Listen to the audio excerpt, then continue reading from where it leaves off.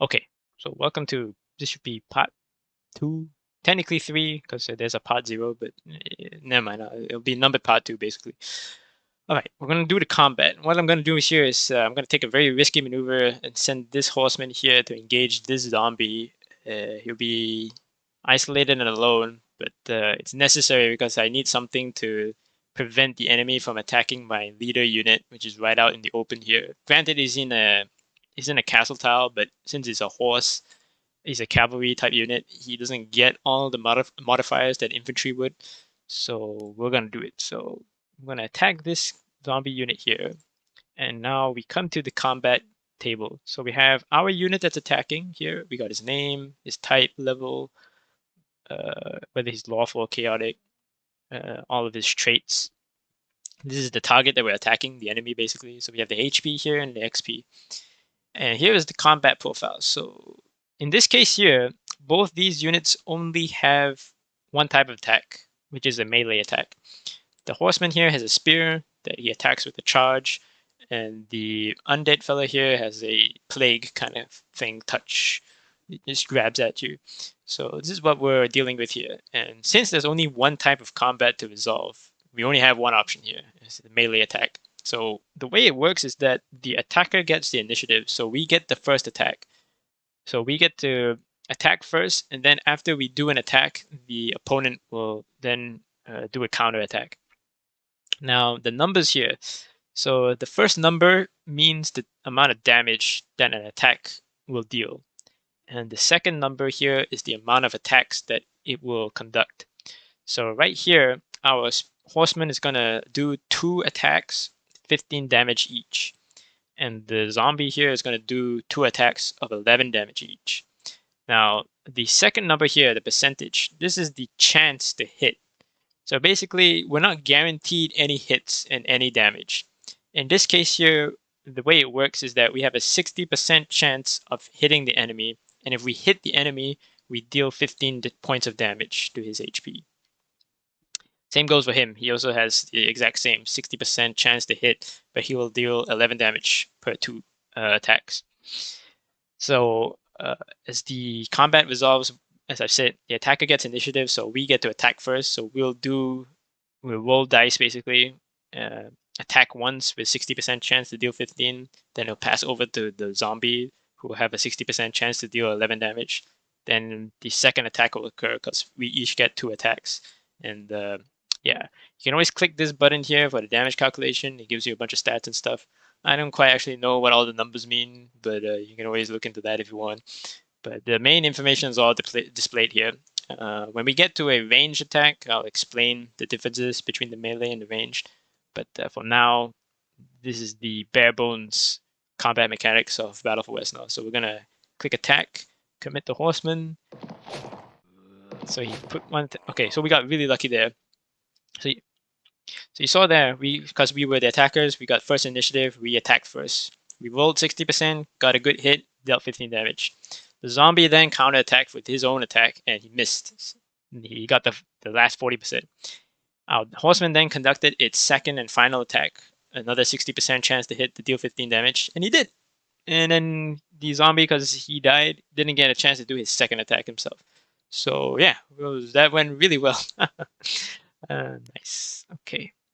So what am I going to do here? Okay, looking at the movement values, I can safely deploy my horsemen here. So basically, these 2 horsemen here, we're in a position that once it turns into, well, we actually have one more turn before it turns into proper daytime. But it's about to become dawn. So we'll be in a position here to flank around the enemy and get some good charges in on their soft targets here. Yes, I'm going to have to discuss the damage types and the resistances, but we'll do that in a second. Right now, I just need to move my infantry up.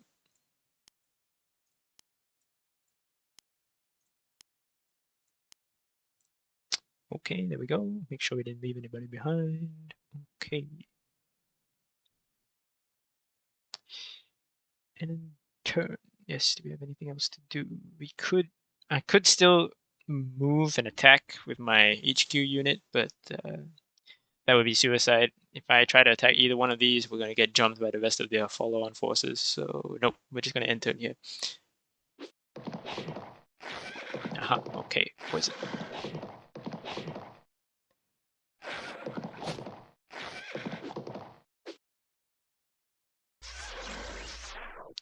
Okay, so that was a range attack, and so is this. Okay, there's a special ability regarding the zombies is that if a zombie gets a kill, it basically turns the other guy into a zombie. But okay, and we're now at dawn, so they don't have any of their damage buffs, but we don't have ours either, but we're about to get them. So range attack, I can actually show one here. I think I'll show it on this. Okay, so one way you can see how well a unit performs in a certain terrain type is that the game actually tells you. So for example, if I were to deploy this footpad into this plain tile that's right next to him, he's basically he's operating at a 60%.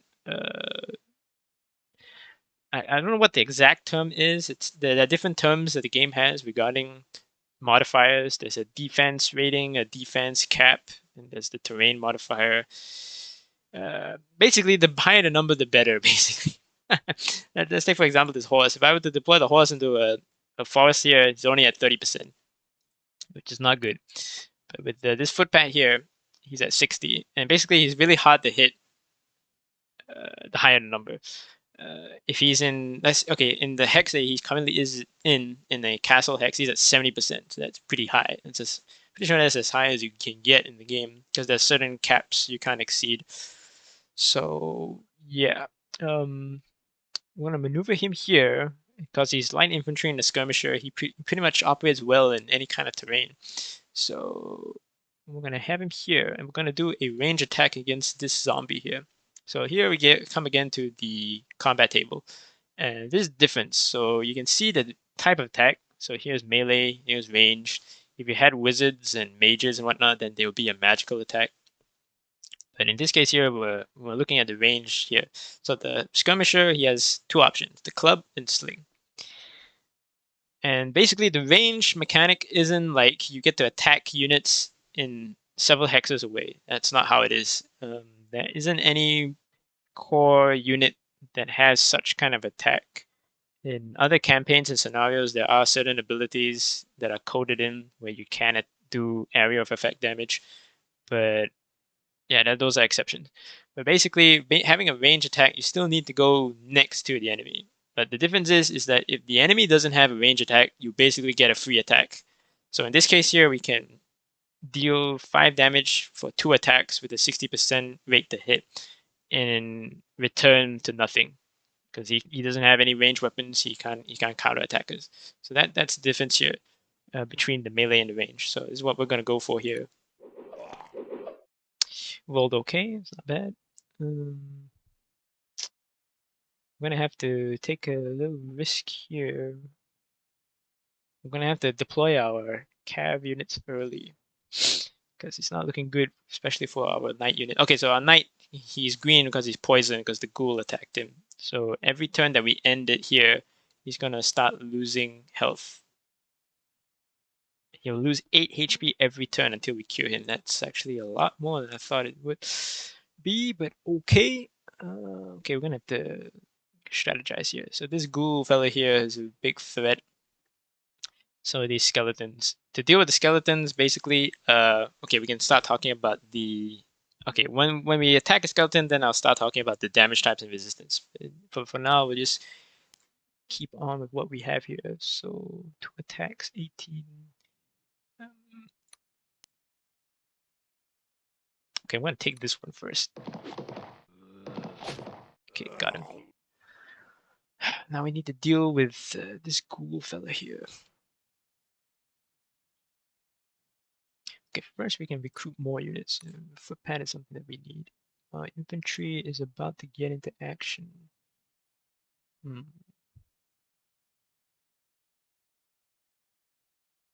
Okay, we'll go with we'll talk about the damage resistance and types here. Okay, so the footpad has 2 types of attacks, so the club and sling, and they are both what we can call impact weapons.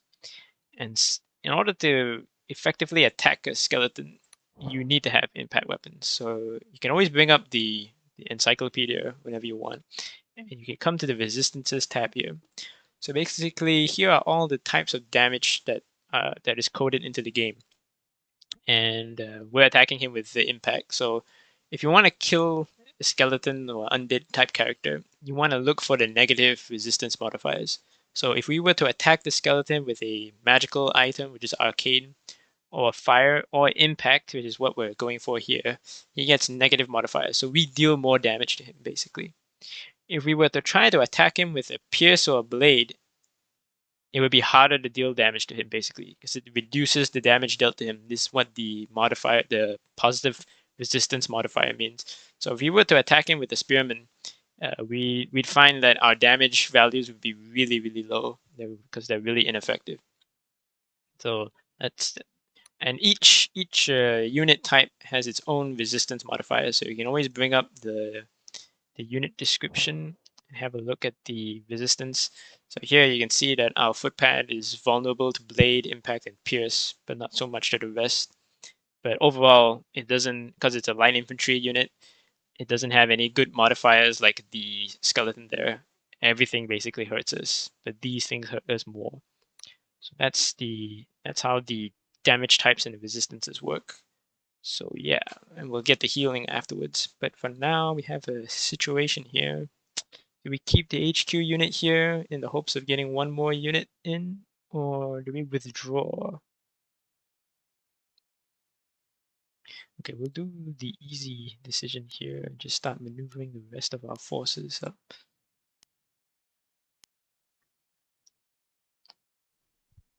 Okay.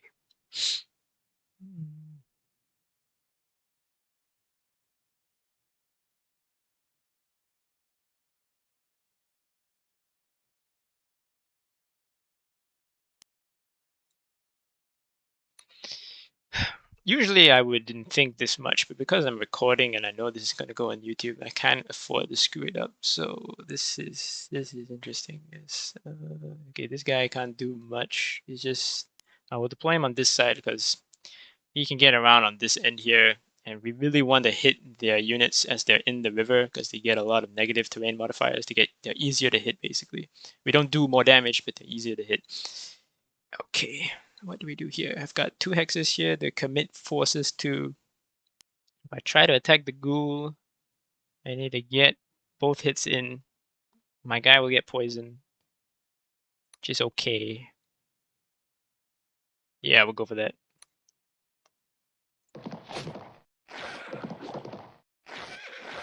Okay, couldn't quite kill him. We'll use our footpad to move in forward here. Get a ranged attack on the mounted zombie. Okay. Since we're already hurt, I'm just gonna go for it. Okay, so for our knight character here, he's got 2 types of melee attacks. He has his sword and his lance. So what I need to discuss here is the charge mechanic regarding the cavalry units that we have available. So the charge unit is the reason why, the charge ability is the reason why the damage value is so high on the mounted cavalry units. It basically doubles, as far as I can understand it, it doubles the amount of damage that you do with this lance here. The problem is that it's also a modifier to the enemy. So as you can see here, the enemy only has 1 type of melee attack, but there's different characteristics here. This one deals double damage. That's the reason with the charge, it's the trade-off. You get to do double damage, but so does the enemy. So that's the trade-off here regarding that. So we're not going to do that because we don't need to. This guy's already at 4 HP. We have a sword attack here, which we can do 4 attacks, 60%, 7. This here should be a guaranteed kill. There we go. So he's dead. Yeah. Okay. Everything has been deployed. Everything has been done. Yeah, we have to pass it over and hope we don't get screwed.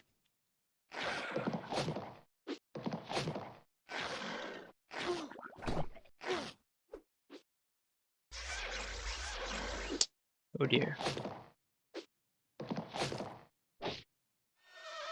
There goes one guy.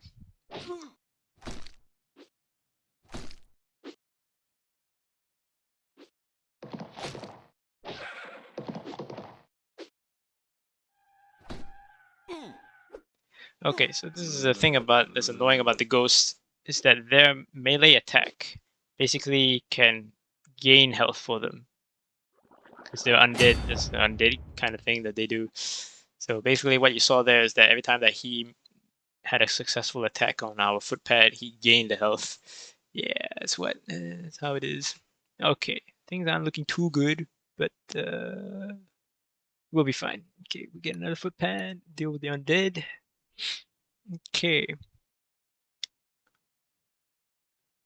We only have one cab unit, so we're not going to get a knight out of this, that's for sure. We've committed a little bit too aggressively here, but that was the point.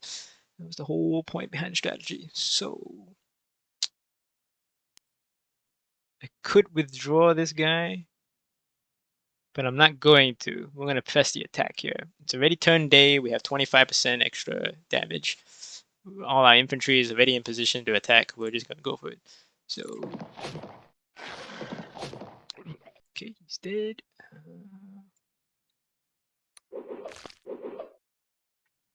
I want to commit the footpads to the skeletons because those are they're the only answers basically to them at this point in time.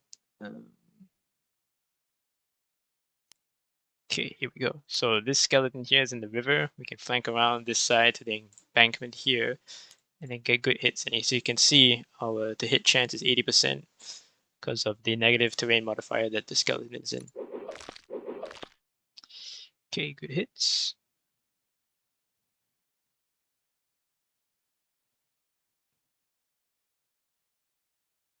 I'm going to play it a little bit risky here. I'm going to keep my HQ unit here and actually charge down this guy here.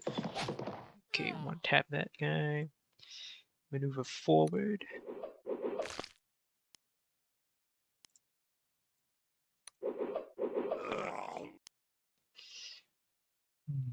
Okay, so here's the problem. All of these units right here are 4 spearmen and bowmen in this southern area. As I said before, they're piercing attacks, and we're left with skeletons on the flanks. And they don't do very well against that. But we don't have any other options because we can't get in around. There's a zone of control, zone of influence type mechanic that I haven't mentioned yet. So if you're next to a unit, right, your movement characteristics are, if you're next to an enemy unit, your movement characteristics are hindered, basically. So when we get to, okay, for example here, this guy here, he can only move to these adjacent hexes because I've pincered him. I've got 2 units that are directly opposite ends of him, and they're exerting their zone of influence, so he can't maneuver anymore. He can't maneuver effectively, basically. But yeah, okay. I'm going to commit 2 units here to get some damage in here. It's not good damage, but it's better than nothing.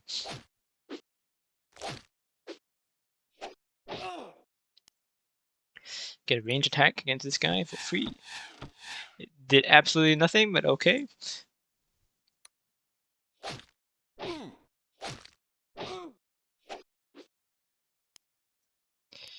Can maneuver and occupy those forest hexes. We couldn't quite get past them because of the terrain, but yeah, we'll be okay.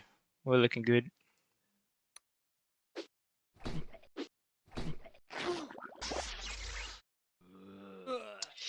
Lost another guy.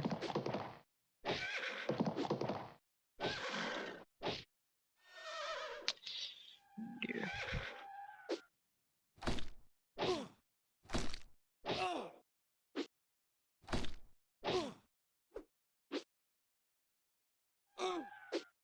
Completely forgot that Ghost was there. Okay.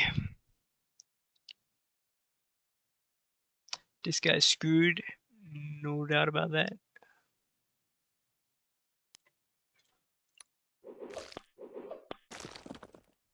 Okay. Yeah, he ain't coming out of this, so we're just gonna keep him here and try to do as much damage as we can. Try and knock this guy out.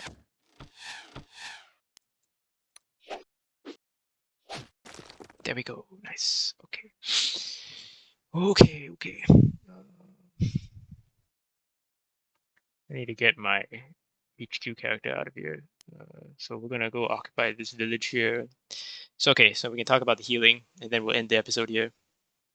By putting a unit into a village, first thing that the village will do is cure him, so he's no longer poisoned, and then after that, it will heal his HP by, I believe, 8 points per turn or something along those lines. Yeah. There are 3 ways to heal units. So if a unit just stands somewhere, doesn't attack, doesn't move, and doesn't get attacked, he will recover 2 hit points on his own. He can't get rid of poisoning. In order to get rid of poisoning, you need the curing ability. So that's the other way. You can have healers and curers. So they're usually the same, although there are certain units that can only do one or the other. But there are specific units that if you put them adjacent to an injured unit, they will heal them. Or if they're poisoned, they will cure them. So those are the 3 ways you can regain hit points in this game. Which is why we're moving our HQ unit to that village here. We need to cure him and then heal him if possible. Okay, so I want to kill these skeletons here. They're the big threat. We're going to focus this guy first and then go on for the second one. Okay. Deploy our foot pads against him. Okay, he's almost dead. We're going to attack with this guy because he's got a little bit of XP and hopefully we get some more XP on him. Good stuff. Okay, do I press the attack on that guy? I'm gonna occupy this just so that it's safe. No, that doesn't make much sense either. Okay, instead of going after the skeleton, in which case we'll be 4-3 against this 5-3. Yeah, we're gonna go up against this guy and hopefully knock him out. Attack.